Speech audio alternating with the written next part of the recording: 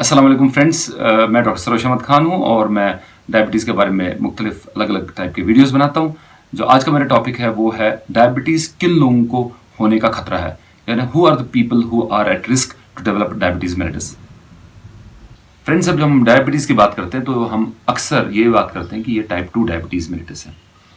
जैसे मैंने बोला, जो एपिडेमिक जो वर्ल्ड में बढ़ रहा है, जो इंक्रीज हो रहा है डायबिटीज़, वो एपिडेमिक जो है या पैंडेमिक यानी ग्लोबल एपिडेमिक पूरे दुनिया में जो बढ़ रहा है वो टाइप 2 डायबिटीज़ मेलिटस बढ़ रहा है। अब कौन से लोग हैं जिनको डायबिटीज़ का रिस्क ज़्यादा है? क्या हर इंसान को डायबिटीज़ का रिस्क है? अगर नहीं तो वो कौन लोग हैं जिनको डायबिटीज़ का रिस्क ज़्यादा है? क्या हर इंसान को स्क्रीनिंग की ज़रूरत है? अगर स्क्रीनिंग की ज़रूरत है, वो कौन लोग हैं जिनको कॉमनली यानी फ्रीक्वेंटली स्क्रीन करने की ज़रूरत पड़ती है? आज मैं इसी के बारे में आपको वीडियो में बताता हूँ। जो आम लोग हैं जिनका नॉर्मल वज़न है, उन लोगों को अगर हम 40s के बाद स्क्रीन करें तो कोई टेंशन नहीं है।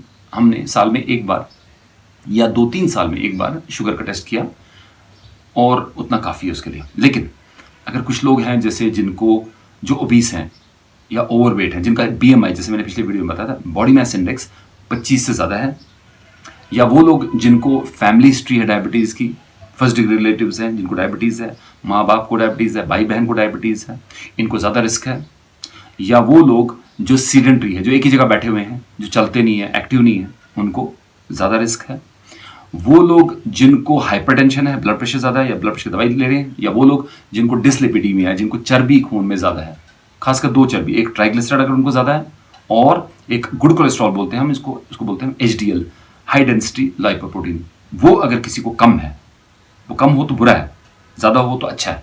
तो अगर ट्राइग्लिसराइड ज़्यादा है और HDL लो है, ये ग्रुप है एक।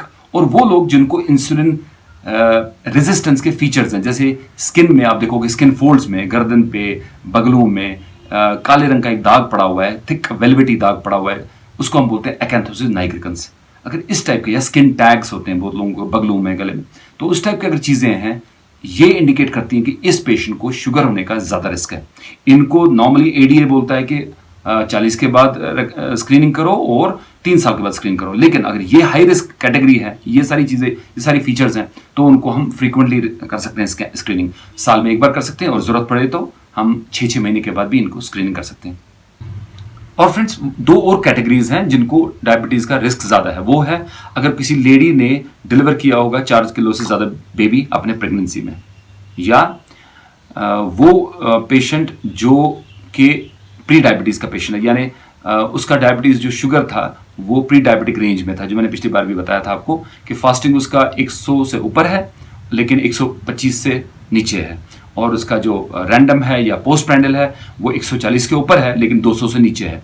ये ग्रुप जो है, इनको प्री डायबिटीज़ बोलते हैं। ये लोगों को भी रिस्क जो है शुगर होने का ज़्यादा है, इनको ज़्यादा फ्रीक्वेंटली स्क्रीनिंग करने की ज़रूरत है। जो बच्चे हैं, पहले तो हम बोलते थे कि डायबिटीज़ मेलिटस जो टाइप 2 है वो बड़ों में होता है, 40 के बाद होता है, लेकिन आजकल हम देखते हैं कि यंग लोगों में भी होता है।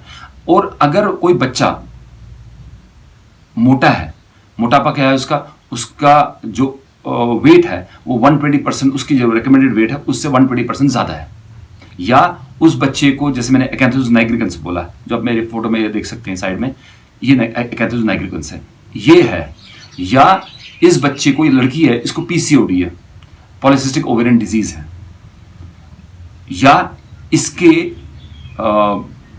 फर्स्ट डिग्री रिलेटिव्स और इवन सेकंड डिग्री रिलेटिव्स, यानी इसके मामे, इसकी मासियां, इसकी पुफियां, इसके कजन्स, फर्स्ट कजन्स, अगर उनको भी डायबिटीज है तो इस बच्चे को डायबिटीज होने का ज्यादा रिस्क है।